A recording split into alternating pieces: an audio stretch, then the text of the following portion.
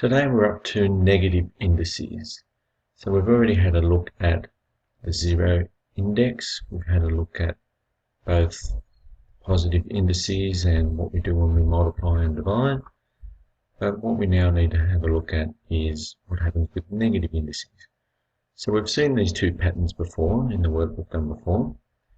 So when our powers of 2 decrease, we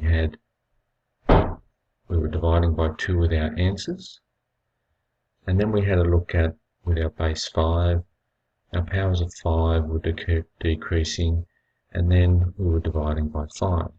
So we ended up with 2 to the power 0 was 1, and 5 to the power 0 was 1. But what happens when we have negative indices? Well, if we continue that pattern,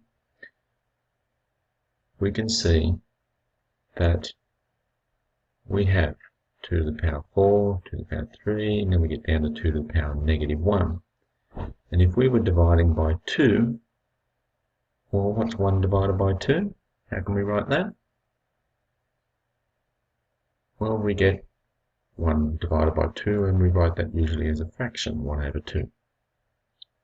Now, if we have a closer look at that, then that can also be written as 1 over 2 to the power 1.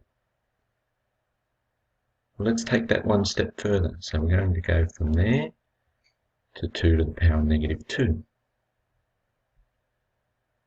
Let's see what happens there. So what's a half divided by 2? If you were to do that on your calculator, then we'll end up with a quarter. But I'm going to change the way that a quarter looks. So we'll write that in a different way. And we get that as 1 over 2 squared, because 2 squared is 4. Well, let's have a look at what happens if we go to 2 to the power negative 3. And what we're hoping for is to see a pattern, a shortcut. So 2 to the power negative 3, well, a quarter divided by 2 is 1/8.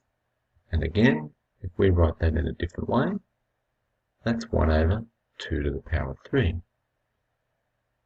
So hopefully you can see that there is a link between 2 to the power negative 3 and another way that we can write that, 1 over 2 to the power 3. So again, if we take that one step further, 2 to the power negative 4, which is 1 over 16, and we can write 16 as 2 to the power 4. So again, what do you think the link is between 2 to the power negative 4 and another way that we can write that? Well, hopefully you've got that in mind. So what we're going to have a look at now is to see if this pattern works for our powers of 5. So we'll move through this fairly quickly now. So if we have a look, 5 to the power negative 1, well, we're dividing by 5, our answers over here, then 1 divided by 5 can be written as that. And again, just so it links back to our powers, our negative powers here, so we can see the link, that's 1 over 5 to the power 1. So if we then continue this, 5 to the power negative 2, that ends up being 1 over 25, which again can be written as 1 over 5 squared there. So 5 to the power negative 3 is the same as 1 over 125, and 125 is the same as 5 cubed. And 5 to the negative 4, if we continue dividing by 5, is 1 over 625, and again can be written as 1 over 5 to the power 4. So the link is, this negative index here can be changed to positive as long as I put it 1 over.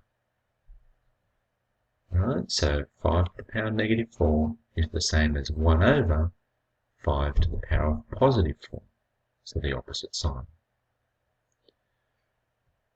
So what we can see is, if we had a to the power of negative m, then that should be the same as 1 over a to the power m. So this negative has now become positive, and it's now 1 over. And that is the basis of negative indices.